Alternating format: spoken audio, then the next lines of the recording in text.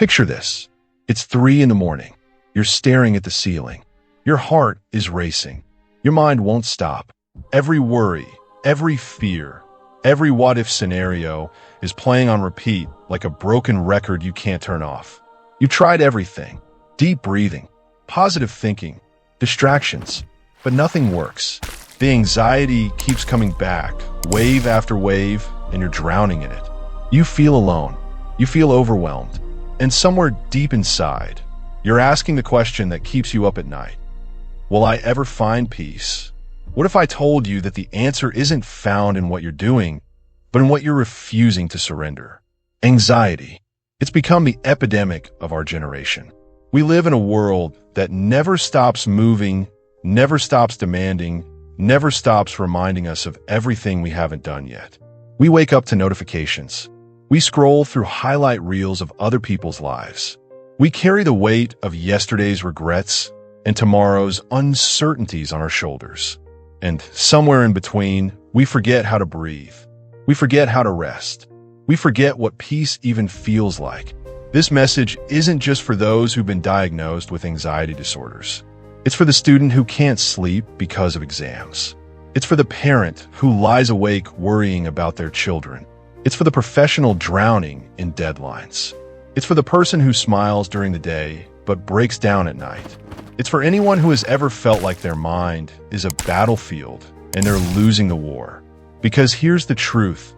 God didn't design you to carry this weight alone.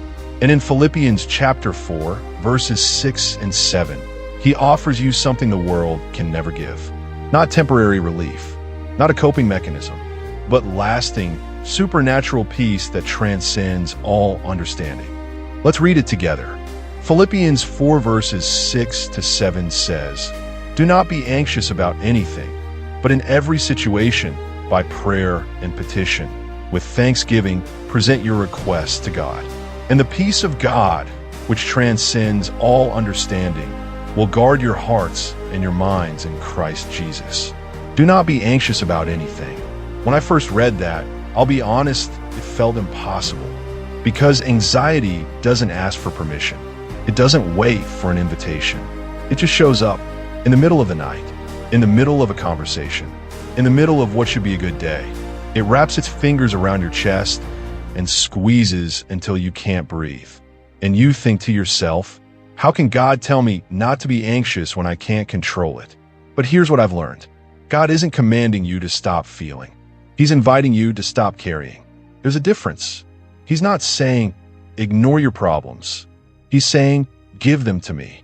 Because anxiety, at its core, is what happens when we try to control things that were never ours to control in the first place. It's the weight of playing God in our own lives. And we were never designed to carry that weight. Think about the last time anxiety overwhelmed you. What were you worried about? Maybe it was your finances. You ran the numbers in your head 1,000 times, and they still didn't add up. Maybe it was a relationship. You replayed conversations, analyzed every word, wondered if you said the wrong thing. Maybe it was your future.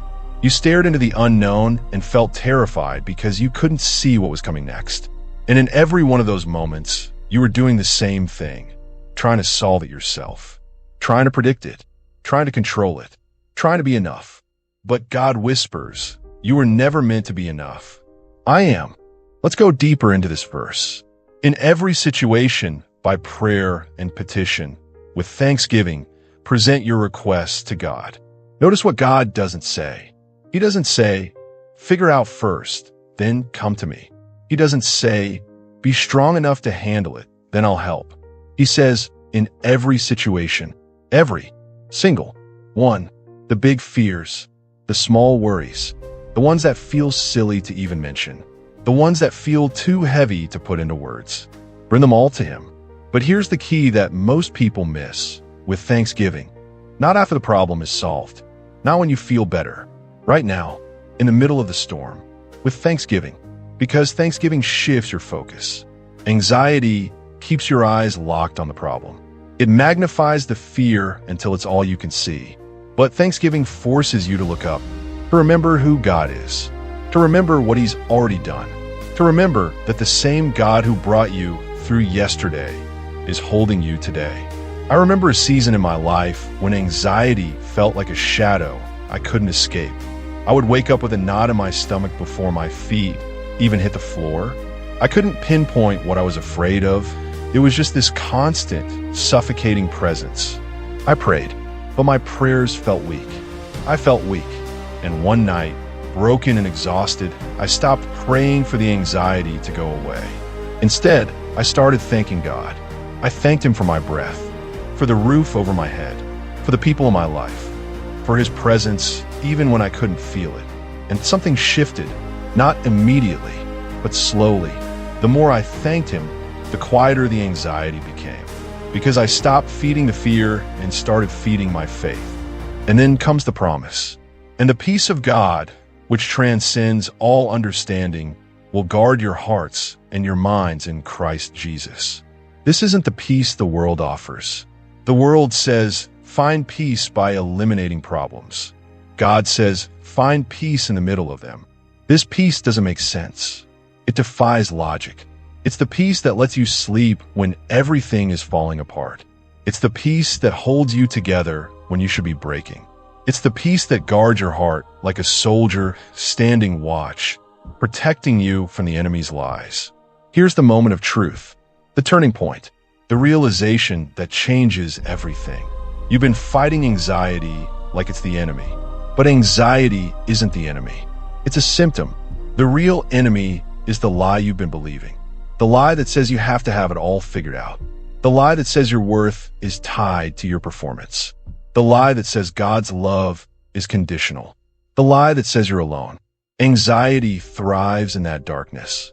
But the moment you bring it into the light, the moment you speak it out loud to God, it loses its power because you realize you are never fighting alone. God has been there the entire time, waiting for you to stop striving and start surrendering. Jesus Himself spoke about anxiety. In Matthew 6, verse 34, He said, "Therefore do not worry about tomorrow, for tomorrow will worry about itself."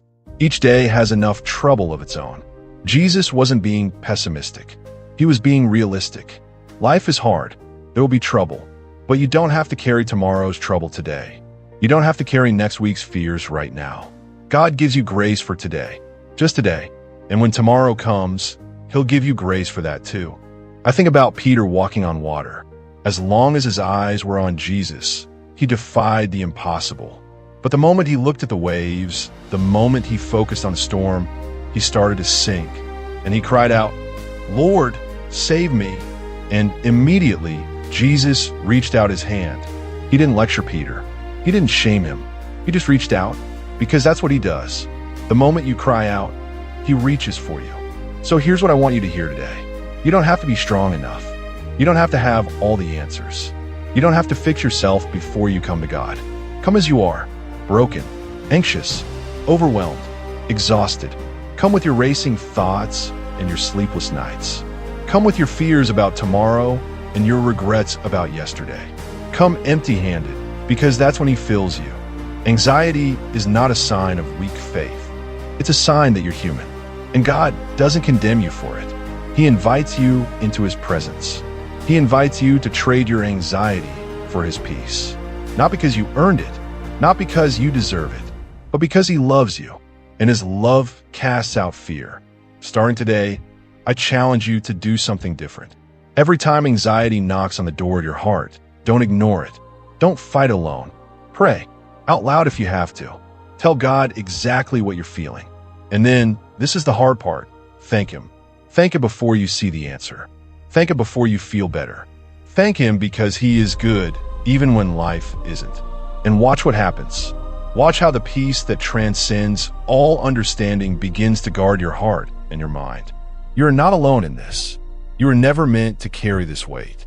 And the God who spoke the universe into existence, the God who knows every star by name, the God who knit you together in your mother's womb, He is with you.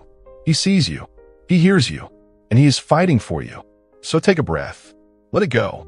And let God be God. Because His peace is not just a promise. It's a presence. And it's yours for the taking.